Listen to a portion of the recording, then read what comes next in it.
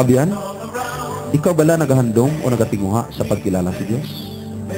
Yari ang saba. Ang programa nga gintikuluhan, ang maayong balita sang ginharian. Suno sa Roma 10:15. Daw ano kanami kung makita mo ang mga mensahero nga nagadala sang maayong balita. Ang ini nga palatuntunan ginpasad sa pagwali sang maayong balita sang atong Ginoong Jesucristo. Kag sa paghatag sa aton sing buhing paglaom kag kaiso sa pag-atubang sang palabot. Ginbugna man ini para ikaw kag ako makakilala sing hapiit sa Dios nga amo ang aton nanluwas kag Ginoo. Usa, habilin sing makadali sa pagpamati.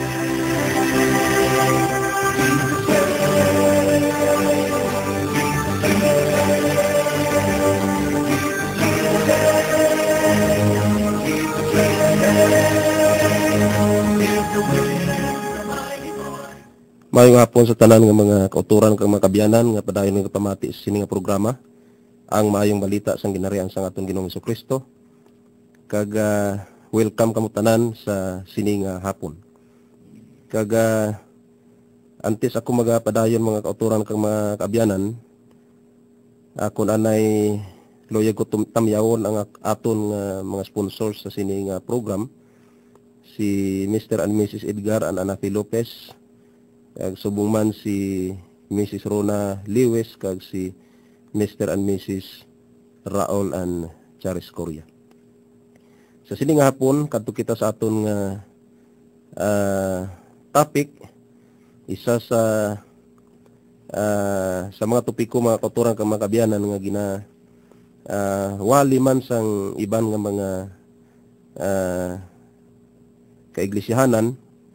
Kung may mga iglesia nga nagawali sini, ining ang topic subong mga kauturan ining the mother and child worship. Bali part 1 ini siya about Mariology, kag sa next Sunday mga kauturan aton i-discuss ang part 2 sini.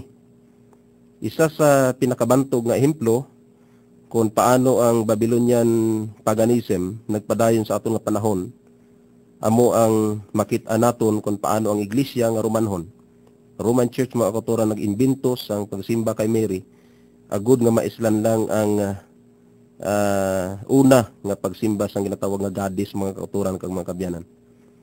Ang istorya sang iloy kag anak, mother and child, naglapnag mga kauturan sa Babylonia sang una nga panahon, kag nagdevelop ini asta nga nahimo nga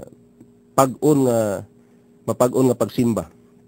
Kadamo sang mga monuments sa Babylonia, sa Babylon, nagpakita sang iloy nga si Semiramis mga kauturan upod ang iya nga bata nga si Tammuz sa iya mga nga ginakarga niya o kung ginadala niya sa iya nga mga butkon. Ang mga katawhan sang Babylonia, ining mga Babyloniahanon, lalapta sa kadaygan sang bilog nga duta kag ila ginadala ang pagsimba sang mother goddess mga kauturan kag sang iya nga bata. Paagi sini aton mapahayag kung paano ang madamo nga mga kapungsuran nagasimba sang iloy kag sang iya nga bata sa madamo nga paagi, malawig nga kasigluhanan antes na tawo si Kristo.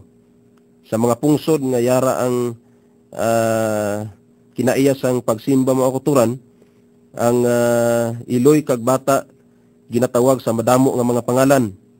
Kay suno sa aton hibaluan ang lingwahe dito gid man ni libog sa Babel mga kauturan. Madamo ang mga lingwahe tungod sa paglibog dito sa Tower of Babel. So sang naglalapta ang mga tawo, ginadala nila ang ila kaugalingon nga lingwahe nga ila na hibaluan. So ang ining ginatawag nga mother and child worship, ginapangalanan sa madamo nga mga sa pangalan mga suno sa ilang lingwahe.